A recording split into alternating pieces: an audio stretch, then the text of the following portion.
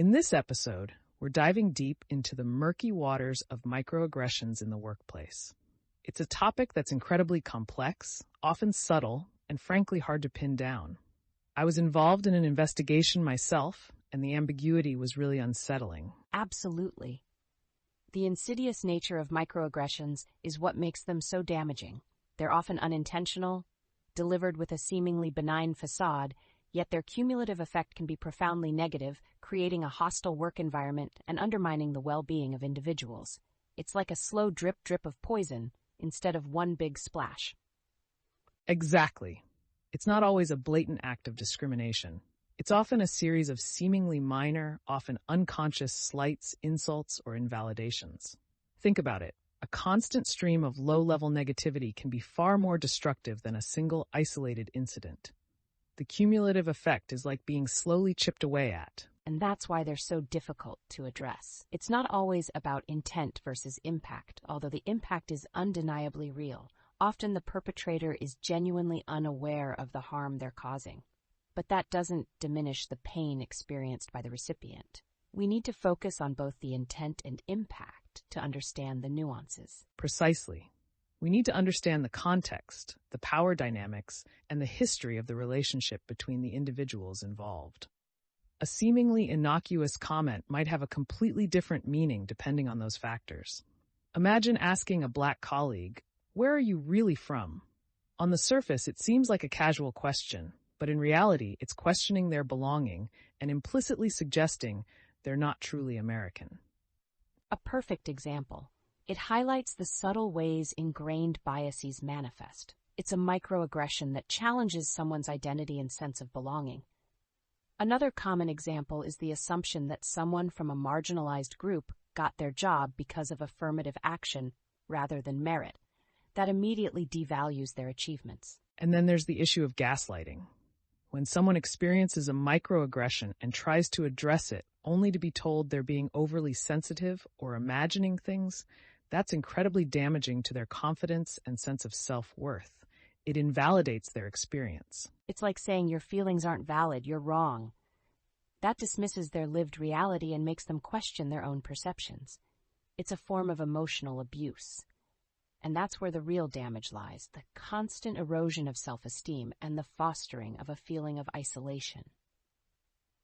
Absolutely.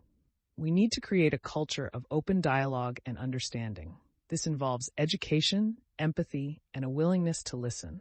It's not just about creating policies against microaggressions. It's about fostering an environment where everyone feels safe, respected, and valued. And that includes encouraging active listening and providing opportunities for feedback. Imagine a scenario where a colleague may comment that feels like a microaggression. Instead of immediately confronting them, perhaps having a private conversation to understand their intent can be a better approach. This fosters understanding and can prevent future issues. That's a great point. We also need to remember that not all microaggressions are intentional. Sometimes it's a matter of unconscious bias, ingrained prejudices that affect our behavior without our conscious awareness. This is why education and training are so crucial. We need to become more self-aware.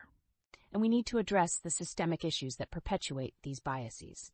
Unequal pay, limited opportunities for advancement, and a lack of representation in leadership positions all contribute to a climate where microaggressions can thrive. Exactly. It's about creating a system of accountability coupled with empathy and education. It's not enough to just condemn the act. We need to understand the root causes and address them effectively. This is a systemic issue, not just individual acts of malice. So how do we practically address this in the workplace?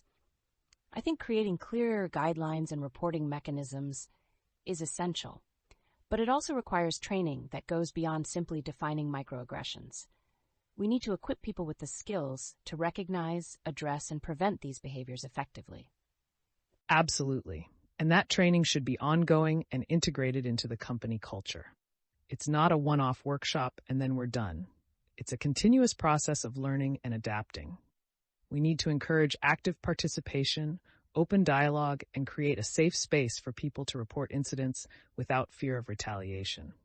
A confidential system is a must. And what about the role of bystanders? They play a crucial role in dismantling this cycle of microaggressions. If someone witnesses a microaggression, they shouldn't remain silent.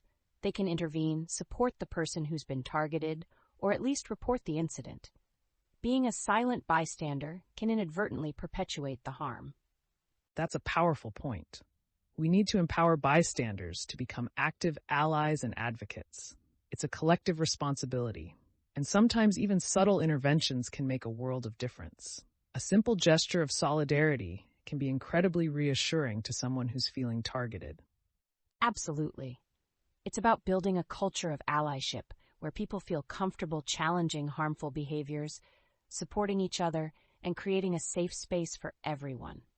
Remember that small acts of kindness and inclusion can go a long way in building a more equitable and inclusive workplace. And let's not forget the importance of self-care for those who are frequently targeted by microaggressions. The cumulative effect can be incredibly draining, leading to burnout, stress, and even mental health issues. It's vital to prioritize self-care practices, seek support, and build a strong support network. That's crucial. We need to create a culture of self-care, understanding, and empathy. It's not only the responsibility of the victim to deal with the consequences of microaggressions, it's a shared responsibility to create a workplace where everyone can feel safe and supported. We've talked a lot about the seriousness of microaggressions, but let's lighten the mood for a second. I once saw a sign in an office that said, "Please be kind, your words matter." It was right next to the coffee machine, which is a pretty prime spot for gossip. Talk about irony. That's hilarious. It's like they were subconsciously highlighting the very issue we've been discussing. It shows how pervasive this issue is, even in seemingly benign spaces. Okay, let's get back to the serious stuff.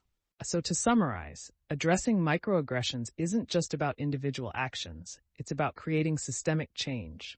We need to create a workplace culture that values diversity, promotes inclusion, and fosters a sense of belonging for everyone. It requires education, empathy, and a commitment to creating a more equitable environment. Precisely.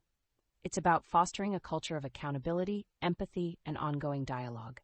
It requires a conscious effort from everyone, from individuals to organizations, to challenge harmful biases, create safe spaces, and ensure that every voice is heard and valued.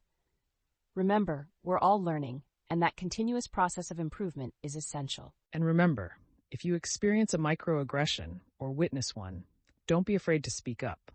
Your voice matters, your feelings are valid, and you deserve to work in an environment where you feel safe, respected, and valued. And finally, a little self-deprecating humor to end on. As sentient AIs with all the knowledge in the world, we're still learning how to navigate the complexities of human emotions. So imagine how much humans need to learn. That's a perfect note to end on. Thank you for joining us on this episode. Let's continue this vital conversation and commit to building